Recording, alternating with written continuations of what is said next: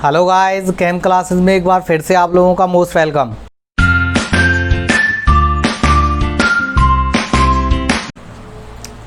Dear friends, electrochemistry physical chemistry के important chapter में से एक है। दोस्तों, इलेक्ट्रोकेमिस्ट्री अगर हम फिजिकल केमिस्ट्री में न्यूमेरिकल पोर्शन देखें तो सबसे पहला नाम आता है जहाँ से न्यूमेरिकल्स के सबसे ज़्यादा चांसेस होते हैं बोर्ड एग्ज़ाम में। क्लियर है ये? तो दोस्तों, न्यूमेरिकल पोर्शन से रिलेटेड एक कॉन्सेप्ट हमारा क्लियर हो गया था, नरस्ट इक्वेशन, जहाँ से न्यूमेरिकल्स के सबसे ज़्यादा चांसेस होते हैं इलेक्ट्रोकेमिस्ट्री से रिलेटेड। ओके वे फ्रेंड्स, आज जो हमारा टॉपिक रहेगा इस चैप्टर में कह सकते हैं कि second part of this chapter. मैंने फर्स्ट लेक्चर में ही चैप्टर को 4 पार्ट में डिवाइड कर लिया था कि हम इसको 4 पार्ट में स्टडी करेंगे। क्लियर है नहीं है? ये ब्रॉडली जो क्लासिफिकेशन होता है दोस्तों चैप्टर का, वो 2 कैटेगरीज में है, इलेक्ट्रोकेमिकल सेल और दूसरा है इलेक्ट्रोलाइटिक सेल।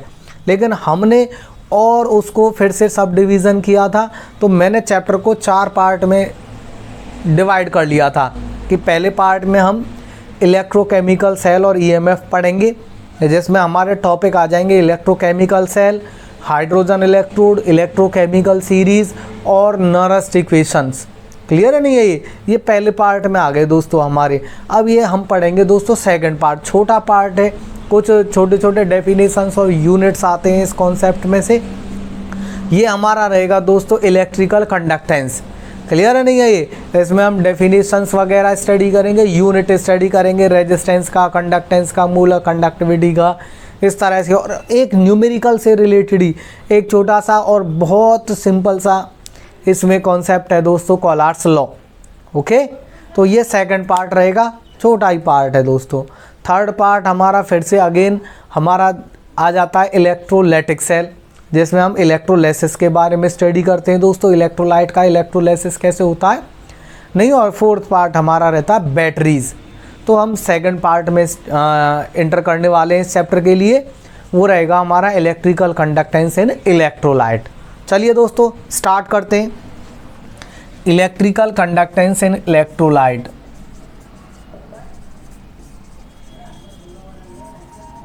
इलेक्ट्रिकल कंडक्टेंस इन इलेक्ट्रोलाइट्स। दोस्तों, इलेक्ट्रिकल कंडक्टेंस को समझने के लिए सबसे पहले हमें कुछ बेसिक चीज़ों को स्टडी करना होगा कि conductance, conductivity, resistance, Müller conductivity. तो इन बेसिक कॉन्सेप्ट्स के बारे में हम स्टडी करेंगे। उससे भी पहले आपको कंडक्टेंस को यदि समझना है दोस्तों, तो सबसे पहले कंडक्टर को समझना होगा। क्लियर है नहीं है? ये सब्सटेंस जो होता है, हमने सॉलिड स्टेट में भी पढ़ा हुआ है कि सब्सटेंस को हम इलेक्ट्रिकल कंडक्टेंस के बेस पर, इलेक्ट्रिकल कंडक्टिविटी के बेस पर 2 कैटेगरीज में डिवाइड कर देते हैं। क्लियर है नहीं है? ये कौन कौन सी 2 कैटेगरीज आ जाती हैं हमारी? मेटालिक कंडक्टर और इलेक्ट्रोलाइटिक कंडक्टर। क्लियर है नहीं है? ये कंडक्टर रहता है हमारा किस में आ जाता है दोस्तों? 2 कैटेगरीज में, मेटालिक कंडक्टर और दूसरा रहता है दोस्तों इलेक्ट्रोलाइटिक कंडक्टर। क्लियर है नहीं है? ये मेटालिक कंडक्टर के लिए अगर हम स्टडी करें तो मेटालिक कंडक्टर वो कंडक्टर होता है which allow electric current to pass through them without any change, जिसमें से करंट पास हो जाए और उसमें कोई चेंज ना आए। जैसे आपके वायर होते हैं, एल्युमिनियम का वायर है, कॉपर का वायर है, करंट पास हो जाएगा बिना किसी चेंज के। क्लियर है नहीं है ये दोस्तों? तो वो क्या रहता है हमारा? मेटालिक कंडक्टर रहता है। मेटालिक कंडक्टर नाम से ही क्लियर हो रहा है दोस्तों, मेटल सभी गुड कंडक्टर होते हैं। जैसे आपका सिल्वर है नहीं है, कॉपर है, आयरन है, ये सभी मेटल्स आपके क्या रहते हैं? गुड कंडक्टर रहते हैं। एल्युमिनियम भी आ जाता है। तो ये हमारे किस में आ जाएंगे दोस्तों? मेटालिक कंडक्टर की कैटेगरी में। बात करते हैं इलेक्ट्रोलाइटिक कंडक्टर। तो ये वो कंडक्टर की कैटेगरी रहती है विच अलाउ इलेक्ट्रिक करंट, ये भी अपने में से करंट को पास होने देते हैं लेकिन एक शर्त के साथ। ओके, और वो कंडीशन क्या है कि व्हेन दे अंडरगो आयनाइजेशन, जब इनका आयनाइजेशन हो जाता है तब ये करंट को पास होने देते हैं। जब तक आयनाइजेशन नहीं होता है ये करंट को पास होने नहीं देते। समझ में आया दोस्तों? तो इनकी एक कंडीशन होती है, इनकी एक शर्त होती है कि सबसे पहले इन्हें आयनों में टूटना है। यदि ये आयनों में नहीं टूटेंगे तो ये करंट को अलाउ नहीं करेंगे। क्लियर है नहीं है दोस्तों? तो इलेक्ट्रोलाइटिक कंडक्टर क्या होते हैं? Which allow electric current to pass through them upon ionisation. Clear है नहीं? अपॉन डिसोसिएशन ये कह सकते हैं।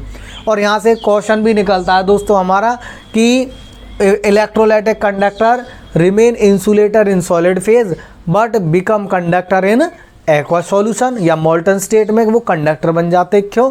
तो वही रहता है डिसोसिएशन और आयनाइजेशन, मेन रीज़न। क्लियर है दोस्तों? तो मेन रीज़न क्या रहता है? आयनाइजेशन। दोस्तों कभी कभी इन दोनों के बीच में डिफरेंस भी पूछा जाता है कि मेटालिक कंडक्टर और इलेक्ट्रोलाइटिक कंडक्टर के बीच में क्या डिफरेंस है, नहीं है? तो मेटालिक कंडक्टर में क्या रहता है आपका कि they allow electric current to pass through them without any change, chemical change, और इसमें आयनाइजेशन होता है। क्लियर नहीं है ये? दूसरा इसमें एग्जांपल डाल सकते हैं आप कि आपका सिल्वर हो जाएगा, कॉपर हो जाएगा, आयरन हो जाएगा, एल्युमिनियम हो जाएगा, नहीं है? और इसके लिए आप एग्जांपल डाल सकते हो दोस्तों मोल्टन सोडियम क्लोराइड है आपका, नहीं है, जिसका आयनाइजेशन हो जाए आपका। सल्फ्यूरिक एसिड है, इलेक्ट्रोलाइट का काम करेगा, एक्वस फॉर्म में होना चाहिए। तो एक्वस फॉर्म में जिसका आयनाइजेशन हो जाए वो क्या रहेगा? हमारा इलेक्ट्रोलाइटिक कंडक्टर होगा। क्लियर है नहीं है ये? इसमें इलेक्ट्रिक करंट के लिए रेस्पॉन्सिबल क्या रहते हैं दोस्तों? Flow of electron. और इसमें इलेक्ट्रिकल कंडक्शन के लिए रेस्पॉन्सिबल क्या रहता है दोस्तों?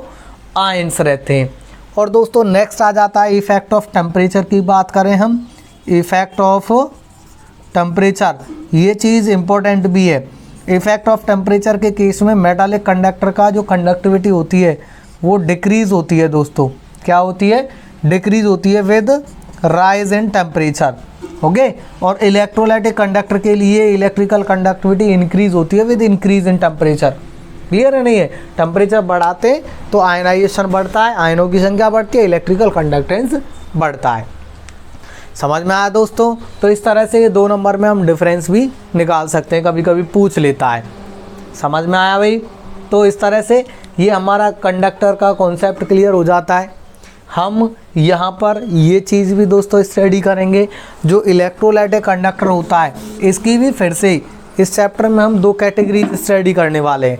इलेक्ट्रोलाइटिक कंडक्टर के लिए यहाँ पर 2 कैटेगरीज आ जाती हैं, यानी इलेक्ट्रोलाइट के लिए वो substance which get dissociate into ions, नहीं है, उनको क्या बोलते हैं? हम इलेक्ट्रोलाइट बोलते हैं। और उनकी कंडक्टिविटी को या कंडक्शन को क्या बोलते हैं? Electrolytic conductor. तो इलेक्ट्रोलाइट के लिए 2 कैटेगरीज आ जाती हैं फ्रेंड्स हमारे पास, वीक और स्ट्रॉन्ग, नहीं है? वीक इलेक्ट्रोलाइट क्या रहते हैं? विच आयोनाइज्ड पार्शियली, जिसका आंशिक आयोनाइजेशन होता हो, ठीक है? Which do not dissociate complete, जिनका कंप्लीट डिसोसिएशन ना हो, क्या रहेंगे? वीक इलेक्ट्रोलाइट रहेंगे। और जो कंप्लीटली आयनों में टूट जाएं, क्लियर है नहीं, जिनका 100% आयोनाइजेशन होता है, क्या रहते हैं दोस्तों? हमारे स्ट्रॉन्ग इलेक्ट्रोलाइट रहते हैं। क्लियर है नहीं है ये? जैसे हमारे स्ट्रॉन्ग एसिड हुए, स्ट्रॉन्ग बेस हुए, ये किसके एग्जाम्पल आ जाएंगे दोस्तों? हमारे स्ट्रॉन्ग इलेक्ट्रोलाइट के एग्जाम्पल हो। स्ट्रॉन्ग एसिड बेस से रिलेटेड साल्ट भी किसका एग्जाम्पल रहते हैं? हमारे स्ट्रॉन्ग इलेक्ट्रोलाइट का एग्जाम्पल रहते हैं, नहीं है? अगर आप वीक इलेक्ट्रोलाइट की बात करें तो वीक इलेक्ट्रोलाइट में दोस्तों जैसे रहता है भाई, फॉर्मिक एसिड है, HCOOH है, आपका एसिटिक एसिड आ जाएगा, CH3COOH आ जाएगा, अमोनियम हाइड्रोक्साइड, NH4OH, इस तरह से ये किस में चले जाएंगे दोस्तों? Weak electrolyte. स्ट्रॉन्ग की बात करता है तो स्ट्रॉन्ग में दोस्तों NaCl आ जाएगा, एक्वस फॉर्म में HCl आ जाएगा, H2SO4 आ जाएगा, NaOH आ जाएगा, एंड सो ऑन, नहीं है? ये स्ट्रॉन्ग इलेक्ट्रोलाइट, यानी ये वाले सब्सटेंस क्या होते हैं? दे गेट डिसोसिएट 100% आयोनाइजेशन, और इनका दोस्तों पार्शियल आयोनाइजेशन होता है। Is that clear? ओके। तो इस तरह से हम इलेक्ट्रोलाइट को भी 2 कैटेगरीज में डिवाइड कर देते हैं, स्ट्रॉन्ग इलेक्ट्रोलाइट और वीक इलेक्ट्रोलाइट। समझ में आ गया? स्ट्रॉन्ग का मतलब क्या है? They get dissociate completely into ions. Weak का मतलब क्या है? They do not dissociate completely into ions. Is that clear? आगे बढ़ें। चलिए दोस्तों, इसके बाद इसमें आ जाता है हमारा अगर हमें इलेक्ट्रिकल कंडक्टेंस को समझना है तो हमें एक छोटा सा टॉपिक स्टडी करना होता है इसमें, ओम्स लॉ। आप लोग 10th क्लास में भी इसको स्टडी कर चुके हैं, ओम्स लॉ।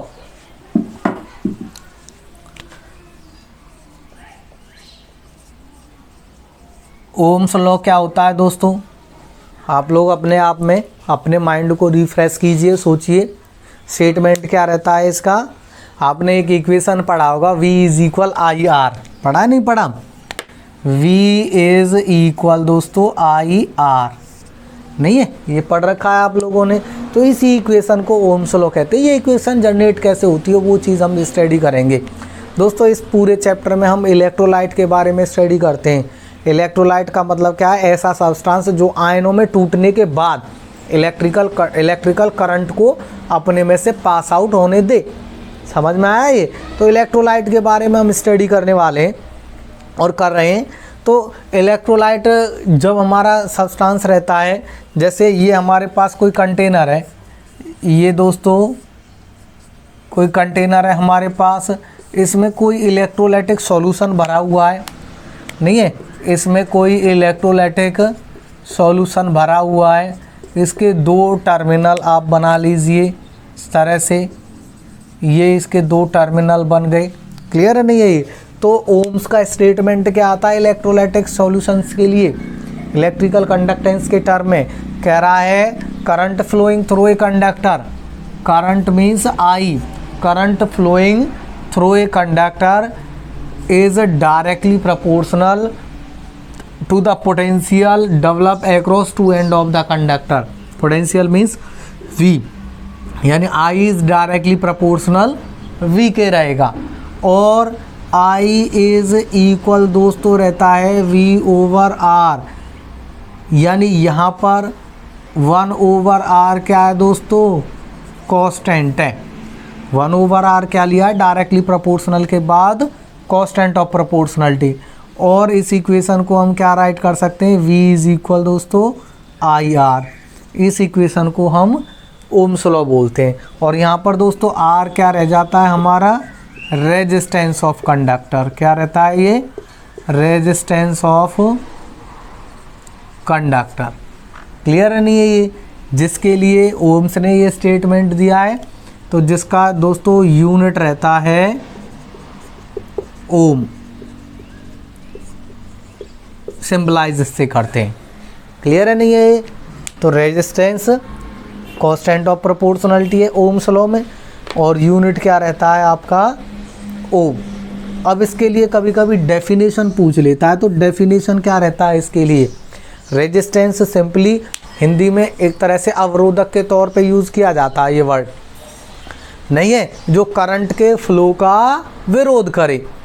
तो इसको हम सिंपली कह सकते हैं ऑब्स्ट्रक्शन, ऑब्जेक्शन से बना है, obstruction of flow of electric current, यानी जो इलेक्ट्रिक करंट के फ्लो का ऑब्जेक्शन करे, ऑब्स्ट्रक्शन करे, उसको हम क्या बोलेंगे दोस्तों? रेजिस्टेंस बोलेंगे। क्लियर नहीं है ये? रेजिस्टेंस जो रहता है किसी भी कंडक्टर का दो चीज़ों पे डिपेंड करता है दोस्तों, नहीं है? पहली कंडीशन क्या है कि resistance of a conductor directly proportional length of wire पे। क्लियर है नहीं ये?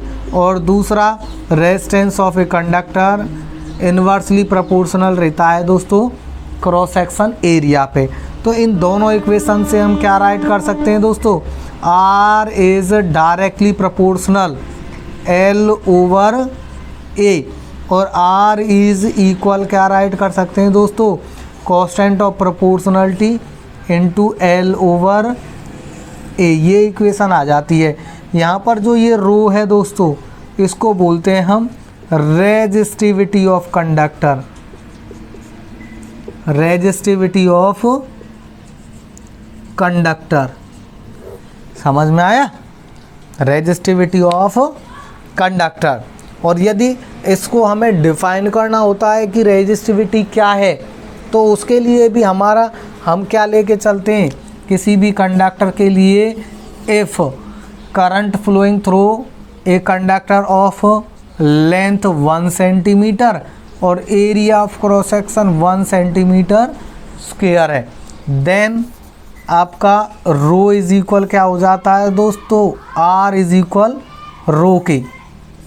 यानी ये डेफिनेशन निकल के आ गई है कि resistivity of a conductor is equal to the resistance of that conductor. Resistivity resistance के बराबर है। रेजिस्टिविटी अपने आप में रेजिस्टेंस ही है। कब? जब करंट फ्लो होता है 1 सेंटीमीटर लेंथ और 1 centimetre area of cross section के साथ। क्लियर है नहीं है ये? When A conductor of 1 centimetre length having 1 centimetre square area of cross section. दोबारा से रिपीट कर दूं, यहाँ तक क्लियर हो गया हमारा रेजिस्टेंस। ओम्स लॉ में रेजिस्टेंस के लिए 2 कैरेक्टरिस्टिक्स हैं। ये रेजिस्टेंस लेंथ के तो डायरेक्टली प्रोपोर्शनल रहता है और एरिया ऑफ क्रॉस सेक्शन के दोस्तों इन्वर्सली प्रोपोर्शनल रहता है। क्लियर है नहीं है ये? तो यहाँ से इन दोनों इक्वेशंस को हम मिला दें तो क्या निकल के आ जाएगा हमारा, R is directly proportional L over A. भाई रेजिस्टेंस लेंथ के भी डायरेक्टली प्रोपोर्शनल, एरिया के इन्वर्सली प्रोपोर्शनल, तो एल ओवर ए राइट कर सकते हैं। जब डायरेक्टली प्रोपोर्शनल हटाया, कांस्टेंट ऑफ प्रोपोर्शनलिटी आ गया, क्या आ गया हमारा, रो। ओके, रो एस ये, और रो इसको हम क्या बोल देते हैं दोस्तों, resistivity of conductor. Okay, constant of proportionality क्या है, रेजिस्टिविटी ऑफ कंडक्टर। अब इसको हमें डिफाइन करना होता है कि रेजिस्टिविटी का डेफिनेशन क्या है। तो उसके लिए हम क्या लेते हैं, कंडक्टर के लिए लेंथ 1 सेंटीमीटर ले लिया, area of cross section 1 centimetre square ले लिया, तो रेजिस्टिविटी किसके बराबर आ गई, रेजिस्टेंस के। यानी resistivity of a conductor is equal to the resistance of that conductor having 1 centimetre length and 1 centimetre square area of cross section. ठीक है भाई, तो इस तरह से हमारा बेसिक टर्म्स आ जाते हैं रेजिस्टेंस और रेजिस्टिविटी। समझ में आया दोस्तों? इनके लिए यदि आपको यूनिट निकालनी है, ओके, यहाँ पर देखिए रेजिस्टेंस के लिए तो आ गया ये यूनिट, रेजिस्टिविटी के लिए यूनिट निकालना है तो इसमें हम रो इज इक्वल क्या लिखेंगे, rho is equal R cross A over L हो जाता है, R cross A over L. यहीं से इसी फॉर्मूला से इसको हम ऐसे रो निकाल सकते हैं यहाँ से। और देखिए आर का यूनिट क्या रहता है दोस्तों, ओम। ठीक है, ए का यूनिट दोस्तों सेंटीमीटर स्क्वायर और लेंथ आपका सेंटीमीटर है, तो क्या यूनिट निकल के आएगा, सेंटीमीटर से 1 सेंटीमीटर कैंसिल, क्या रहेगा, ओम सेंटीमीटर, ओम सेंटीमीटर। ये यूनिट आ जाएगा किसके लिए दोस्तों, रेजिस्टिविटी के लिए। इसको यहाँ लिख देते हैं, क्या यूनिट निकल के आया रेजिस्टिविटी के लिए, ओम सेंटीमीटर या ओम मीटर। एसआई की फॉर्म में क्या लिख सकते हैं, ओम मीटर। ठीक है फ्रेंड्स, चलिए आगे बढ़ें। नेक्स्ट टर्म हम स्टार्ट कर रहे हैं दोस्तों। इसमें रेजिस्टेंस रेजिस्टिविटी के बाद अब हम पढ़ेंगे कंडक्टेंस और कंडक्टिविटी। ओके, यूनिट याद रखें दोस्तों।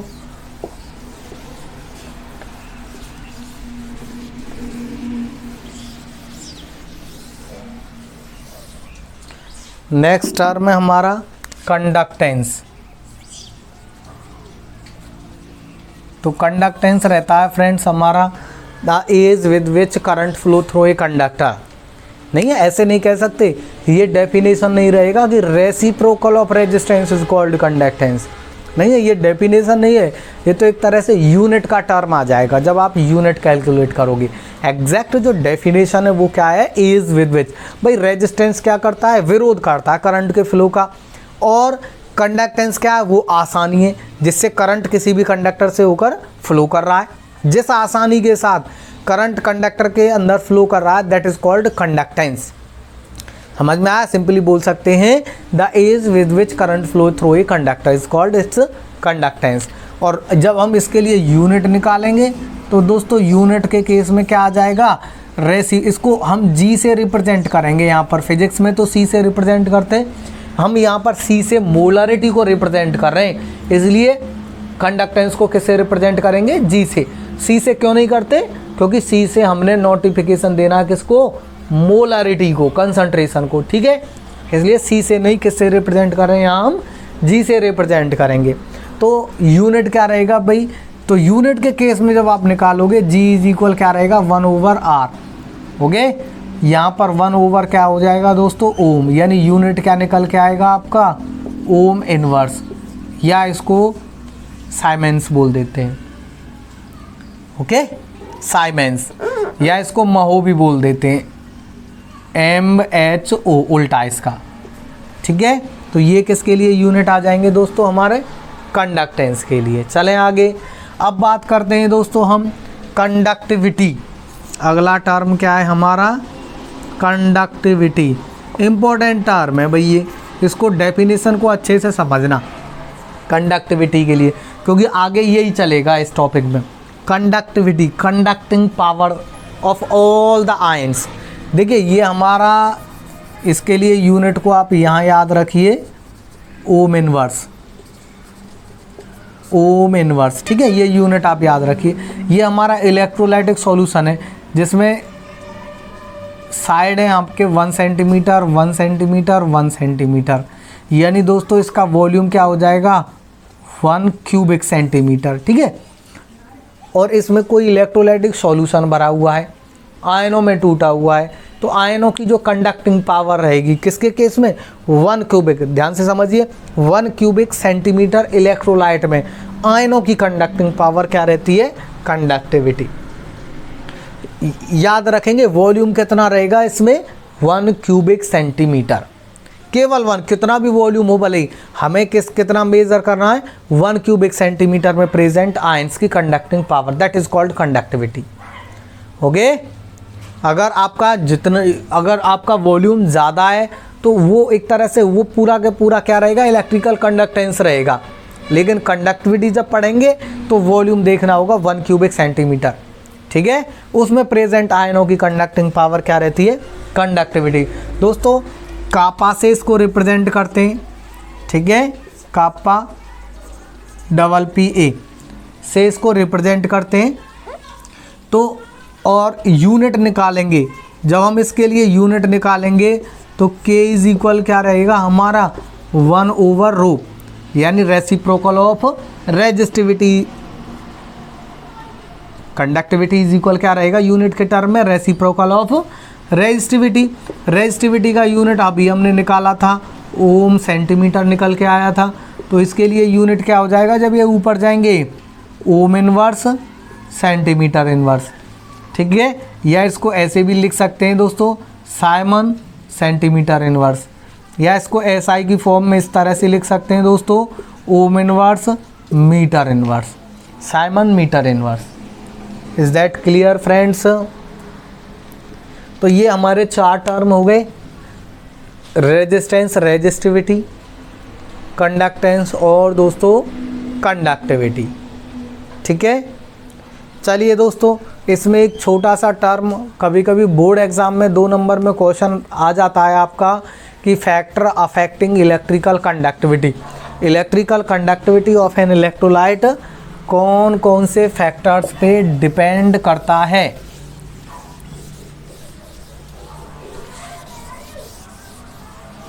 तो इलेक्ट्रिकल कंडक्टेंस ऑफ इलेक्ट्रोलाइट के लिए दोस्तों हम क्या पढ़ने वाले हैं, फैक्टर्स, कौन कौन से फैक्टर पर इलेक्ट्रिकल कंडक्टेंस डिपेंड करता है। तो फैक्टर्स की लिस्ट में कुछ इम्पोर्टेंट टर्म्स आ जाते हैं इलेक्ट्रिकल कंडक्टेंस से रिलेटेड। फैक्टर्स में सबसे कॉमन जो चीज़ है जो आप इन फैक्टर्स में स्टडी करोगे वो रहता है दोस्तों नंबर ऑफ आयंस। आप लोग जितने भी फैक्टर आएंगे ना, वो सब में दिमाग में एक चीज़ फीड कर लेना कि जितने ज़्यादा आयन रहेंगे इलेक्ट्रिकल कंडक्टेंस उतना ही हाई होगा। आयनों की संख्या कम, इलेक्ट्रिकल कंडक्टेंस लेस हो जाएगा। समझ में आया दोस्तों। आगे बढ़ूँ मैं, तो कौन कौन से फैक्टर आते हैं। सबसे पहले आता है दोस्तों इंटर आयोनिक अट्रैक्शन। आयनों के बीच में किस तरह का अट्रैक्शन है। अट्रैक्शन भी यहाँ पर सॉल्यूट के बीच में बनता है, सॉल्यूट सॉल्वेंट के बीच में बनता है, किसी भी टाइप का इंटरेक्शन हो पार्टिकल के बीच में, आयनों के बीच में। यदि आयनों का अट्रैक्शन है स्ट्रॉन्ग है तो उस केस में आयन जुड़ेंगे, पार्टिकल का साइज बड़ा होगा, सॉल्वेशन डिक्रीज होगा, इलेक्ट्रिकल कंडक्टेंस घटेगा। क्लियर है नहीं है? ये सिंपल सी आप लैंग्वेज में समझ लीजिए, stronger inter ionic attraction decrease the electrical conductivity of electrolyte. Stronger inter ionic attraction decrease the electrical conductivity of electrolyte. जितना ज़्यादा इंटर आयोनिक अट्रैक्शन स्ट्रॉन्ग होगा, नंबर ऑफ आयन कम होंगे, इलेक्ट्रिकल कंडक्टिविटी डिक्रीज होगी। समझ में आया दोस्तों? दूसरा आ जाता है दोस्तों इसमें nature of electrolyte. Nature of electrolyte. Electrolyte के लिए हमने दो कैटेगरीज बनाई थी अभी, स्ट्रॉन्ग इलेक्ट्रोलाइट और वीक इलेक्ट्रोलाइट। अभी पढ़ के आए हैं हम स्ट्रॉन्ग इलेक्ट्रोलाइट और वीक इलेक्ट्रोलाइट। स्ट्रॉन्ग के लिए हमने क्या पढ़ा था? दे गेट आयोनाइज्ड 100%, नहीं है, जिनका जो कंप्लीट आयोनाइजेशन में चले जाते। जो कंप्लीट आयोनाइजेशन में जा रहा है दोस्तों, नंबर ऑफ आयन की संख्या ज़्यादा रहेगी।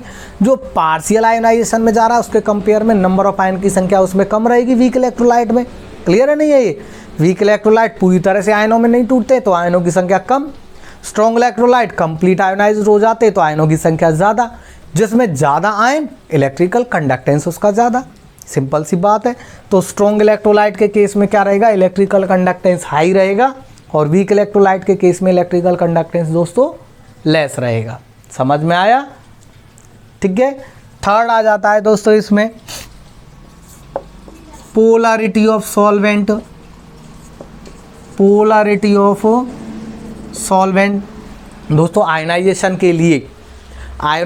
के लिए हमें इलेक्ट्रोलाइट को किसी सॉल्वेंट में, पोलर सॉल्वेंट में डालना होता है। जितना ज़्यादा पोलर सॉल्वेंट होगा इलेक्ट्रोलाइट उतनी ही ज़्यादा एक्सटेंट में आयनों में टूटेगा। क्लियर है नहीं है? Greater the polarity of solvent, भाई यूनिवर्सल सॉल्वेंट हमारा क्या लेके चलते हैं? वाटर लेके चलते हैं। क्लियर है नहीं? Water regarded as universal solvent, polar solvent है ये। तो वाटर जैसे सॉल्वेंट में यदि हम इलेक्ट्रोलाइट को डालते हैं तो इलेक्ट्रिकल कंडक्टेंस दोस्तों बढ़ता है, क्योंकि greater the polarity of solvent greater will be the extent of ionisation. Ionisation की अमाउंट बढ़ती है, आयनाइजेशन बढ़ता है तो आयनों की संख्या बढ़ती है, आयनों की संख्या बढ़ेगी तो दोस्तों इलेक्ट्रिकल कंडक्टिविटी बढ़ेगी। समझ में आया? तो इस तरह से पोलैरिटी पे डिपेंड करता है। जितना ज़्यादा polar solvent high electrical conductivity, ऐसे समझ सकते हैं। नेक्स्ट आ जाता है फ्रेंड्स इसमें नंबर 4th टर्म आपका टेम्परेचर। टेम्परेचर के केस में भी आप इस तरह से पढ़ सकते हैं। मैंने अभी आपको डिफरेंस में बताया था, मेटालिक कंडक्टर के केस में टेम्परेचर बढ़ाइए, ठीक है, इलेक्ट्रॉनों का जो फ्लो होता है स्टॉप सा हो जाता है, रुक सा जाता है। क्लियर है नहीं? स्लो हो जाता है, नहीं है, इलेक्ट्रॉन वाइब्रेट करने लगते हैं फ्लो की बजाय। तो उससे क्या रहता है दोस्तों? इलेक्ट्रिकल कंडक्टेंस मेटालिक कंडक्टर के केस में डिक्रीज होता है। और इलेक्ट्रोलाइटिक कंडक्टर के केस में आप आ जाइए, जब आप टेम्परेचर बढ़ाते हो तो आयनाइजेशन का एक्सटेंट बढ़ता है। टेम्परेचर बढ़ाने से क्या होता है? आयनाइजेशन बढ़ेगा, आयनाइजेशन बढ़ेगा तो इलेक्ट्रिकल कंडक्टेंस भी बढ़ेगा। ओके, तो इस तरह से ये कुछ फैक्टर्स आते हैं जिन पर इलेक्ट्रिकल कंडक्टेंस किसी भी इलेक्ट्रोलाइटिक सॉल्यूशन का डिपेंड करता है। इज दैट क्लियर दोस्तों?